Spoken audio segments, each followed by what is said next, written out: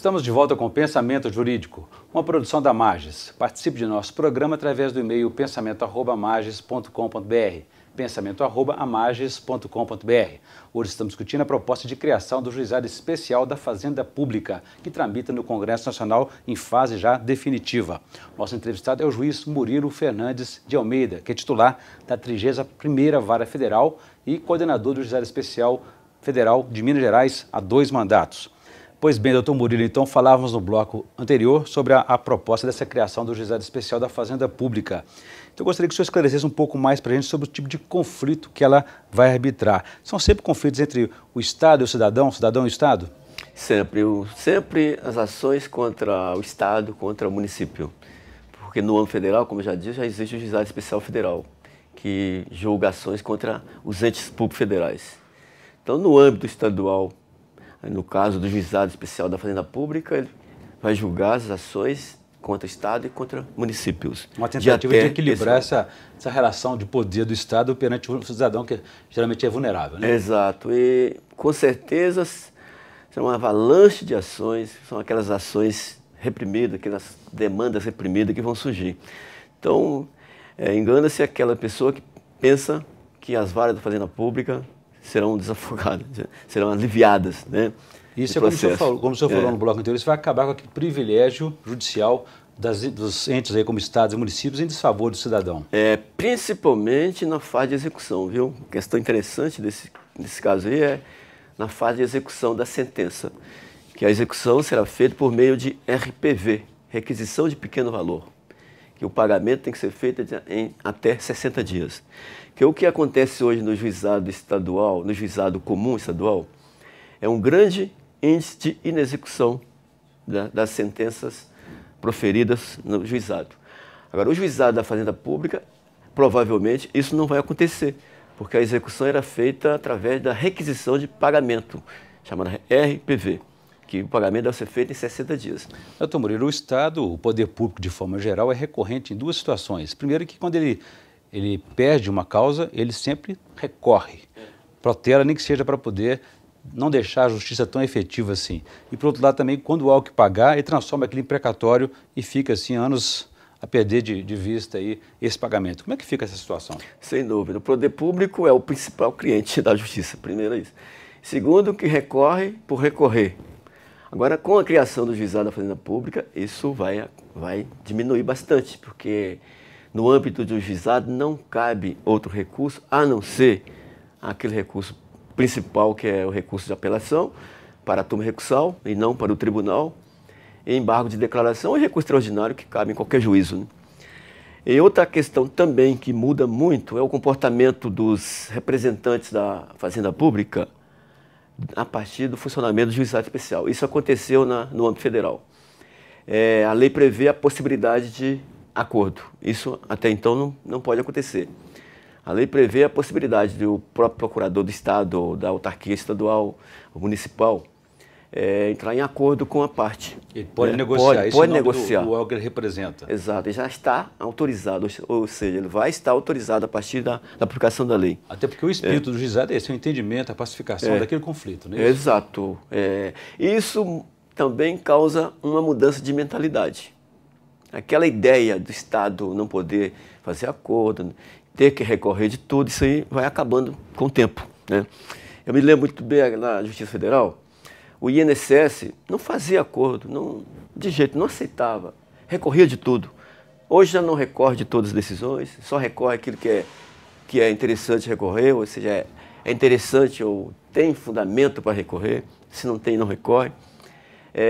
Muito acordo. Muitos acordos a gente faz em audiência contra o INSS. Contra a União ainda está um pouco difícil, mas acontece alguns acordos, né? Isso vai acontecer também no âmbito do juizado da Fazenda Pública estadual. Porque hoje na justiça, digamos, comum, quando um juiz condena a Fazenda Pública, ele é obrigado a remeter o processo para o tribunal. Isso vai acabar, essa obrigação desse recurso? Isso é o chamado reexame necessário. Também no âmbito do juizado não existe. Se existisse, ele perderia completamente a sua razão de ser, né? Há uma possibilidade de um recurso, esqueci de falar, não é bem um recurso, chamado incidente de uniformização de decisões da interpretação de lei. A quem compete Isso hoje, fazer essa uniformização? Isso, hoje, na justiça comum, quem faz essa tarefa cabe ao STJ. Esse incidente vai ser resolvido pelas próprias turmas em conflito. Então, o que a estrutura de juizado prevê? Turmas recursais em determinadas cidades, dentro do Estado. Havendo conflito de decisões, entre decisões de uma turma e outra turma. Quem vai dirimir esse conflito? As turmas reunidas, as turmas em conflito reunidas. Não são juizados? Não. Então, uma turma de Belo Horizonte decidiu uma determinada matéria no sentido. Uma turma de Uberlândia decidiu a mesma matéria no outro sentido. Então, aí ocorreu um conflito em relação à interpretação ali da lei. Quem vai resolver esse conflito? As turmas em conflito reunidas. Então, é uma espécie, vamos dizer assim, de STJ, que a tarefa do STJ é essa, né? Uniformizar a interpretação da lei federal. A jurisprudência, no caso. Exato. Agora, doutor Murilo, o senhor está falando, o senhor disse, como a própria lei prevê, um prazo aí de 2 anos para a instalação do juizado especial da infância. Mas as situações de custo, de falta de recursos, o tribunal pode adiar isso em nome dessa falta de recursos? Na verdade, o senhor falou juizado da infância, é o juizado da Fazenda Pública, claro, né? A lei prevê um prazo de até 2 anos para a instalação. Mas prevê também a possibilidade de aproveitamento das estruturas já existentes das varas de Fazenda Pública, em forma de juizado adjunto. Isso na Justiça Federal aconteceu o seguinte: a lei criou só o procedimento, não criou estrutura. Mais uma vez, a lei, logicamente, já não vai criar estrutura, porque é uma lei federal para ser aplicada no âmbito dos estados, não vai criar estrutura. Mas cabe a cada Tribunal de Justiça e do DF mandar imediatamente um projeto para a Assembleia, prevendo a criação de uma estrutura material e humana. Porque, com certeza, a procura inicial vai ser muito grande. E se não criar uma estrutura, o que vai acontecer? O que aconteceu no Juizado Especial Federal, em 2003.